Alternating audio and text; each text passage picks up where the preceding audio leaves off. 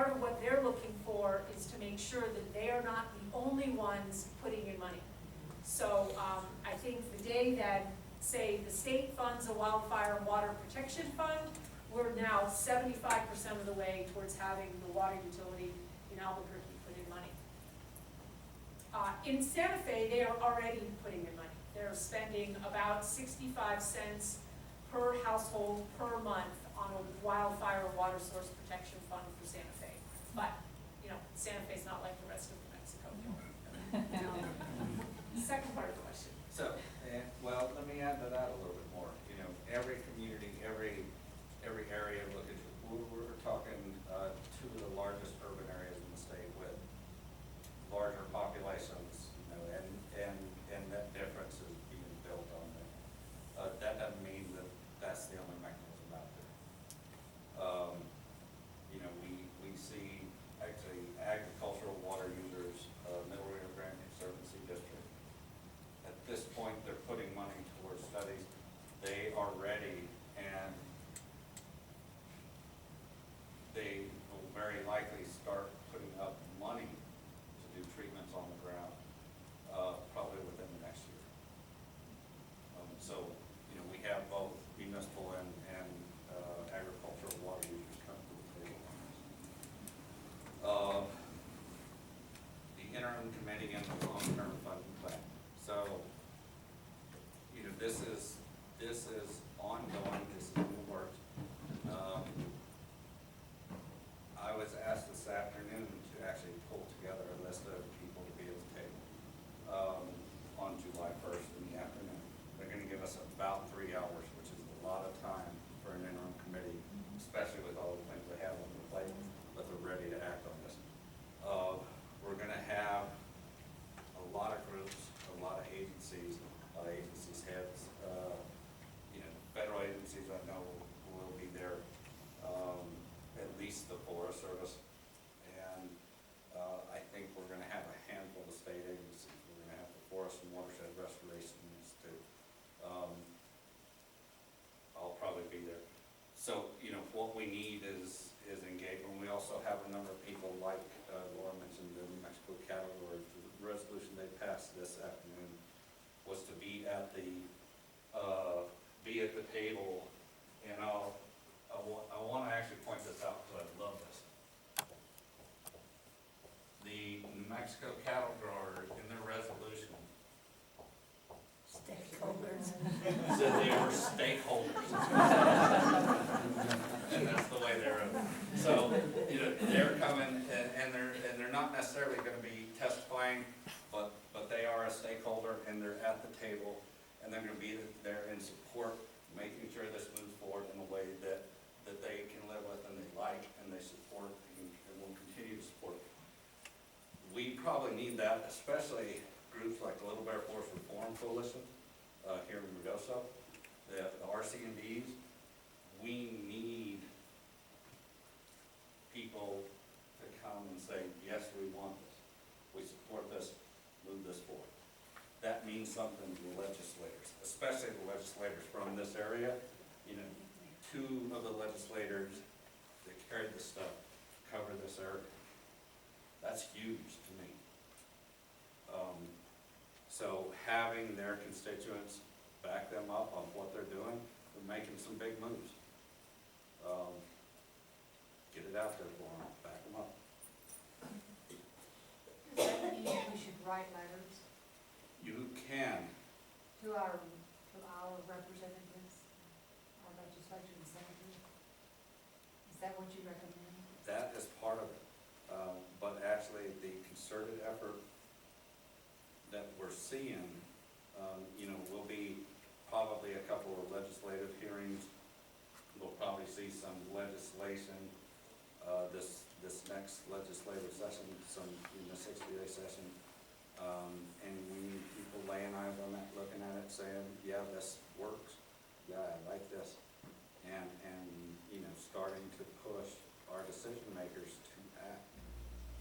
So Brent, back up one slide, because, so if you're willing to write more than one letter, you know, what would be, actually, sorry, one more after that, I guess.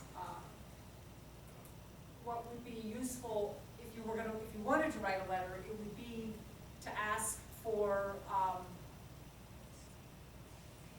actual, for them not to just issue a report that means nothing, that addresses the bottom part, which is stakeholders to cooperate on forest and watershed restoration work.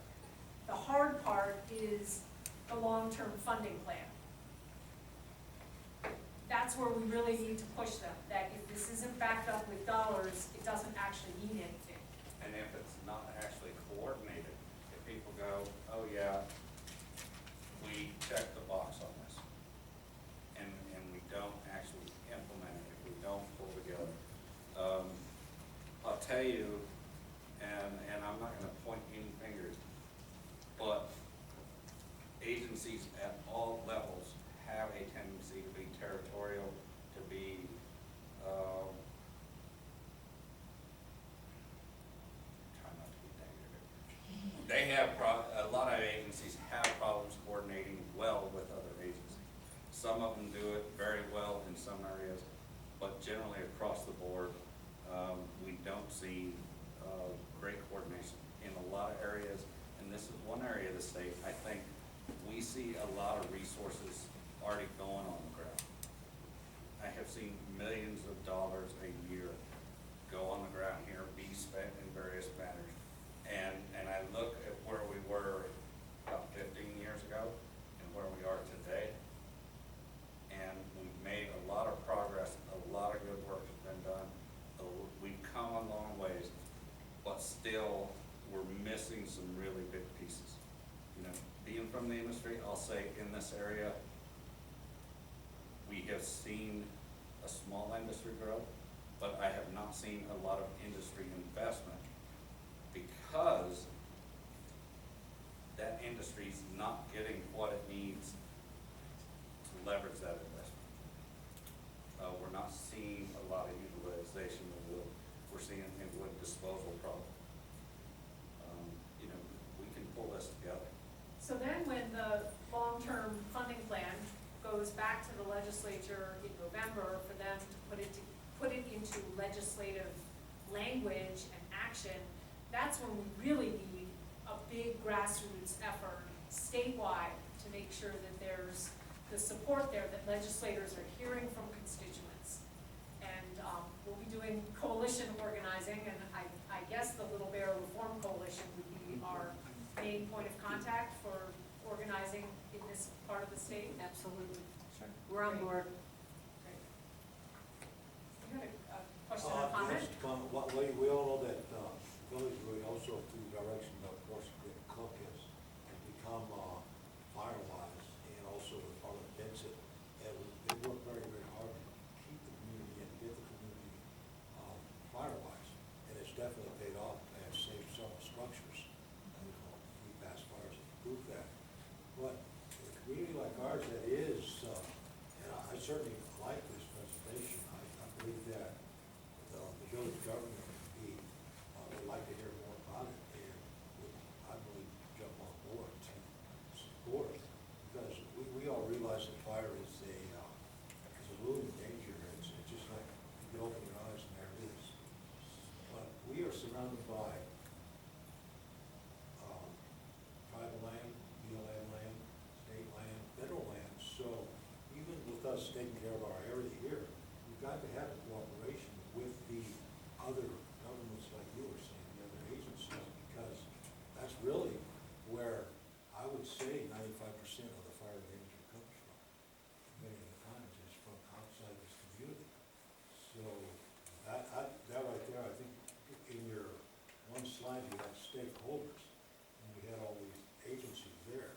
Yes, they're stakeholders, but are they players in this effort? And that's, I think, is going to be one of the hurdles that has to be jumped. But I believe we here as a village are definitely on board to partner with you all and move forward. Excellent. Yeah, one of the places that we've actually got an organization here with our Louis organization where we've been cooperating with one another for years. Yeah, a dozen years or more.